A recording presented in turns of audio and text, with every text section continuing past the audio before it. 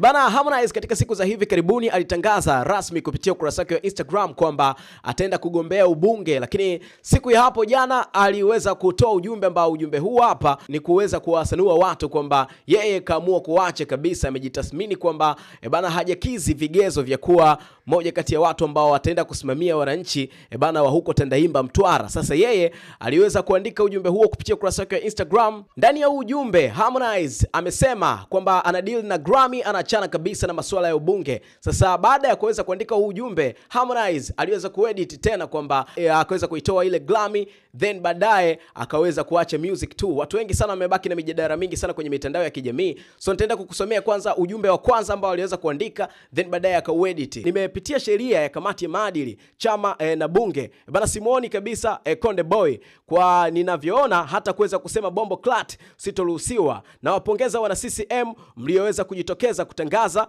nia ya kuweza kugombea nafasi tofauti tofauti, especially vijana.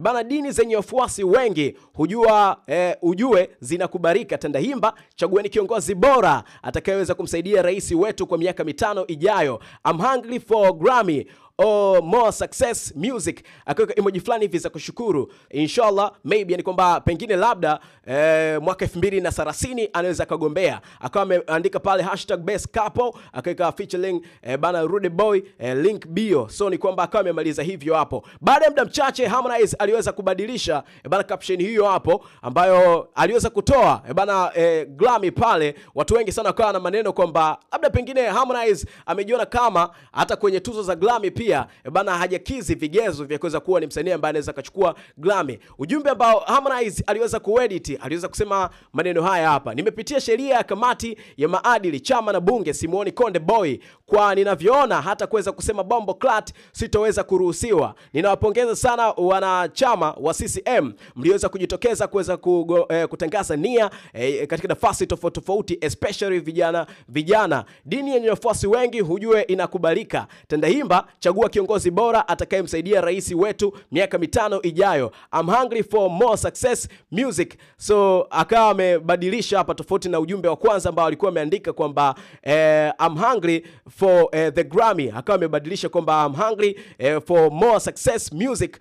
Akawa ameweka na emoji fulani hivi za kushukuru. Akasema pengine tarehe mwaka 2030 inshallah maybe. So ni kwamba akawa ameandika pale mwishoni kabisa #best couple featuring Rude Boy, link bio. So huo ndio ujumbe ambao Harmonize aliweza kushare kupitia ukurasa wake wa Instagram akiwa ameuedit mara ya kwanza bana, kama nilivyokuonesha hapo juu bana. Huo ndio ujumbe wa kwanza kabisa ambao Harmonize aliweza kupost kupitia ukurasa wake wa Instagram, then baadaye akatoa bana Grammy pale na kuja kuandika music. Sasa watu wengi sana wamebaki na mijadala mingi kwamba Harmonize pengine labda kashindwa bana, amejiona kwamba yeye ni moja kati ya watu pengine labda banya hajakidhi vigezo vya kuweza kuchukua hiyo Grammy, au kuna kitu gani ambacho kipo behind kilichoweza kumsababisha Harmonize yeye kuweza kuedit huu ujumbe na kuweza kutoa bana neno Grammy pale bana, tangu kuweza kutangaza kabisa yeye kwamba hataki tena kujihusisha na masuala ya ubunge na hajaonekana kuchukua form, licha ya mastaa tofauti ambao wamejitokeza kuchukua form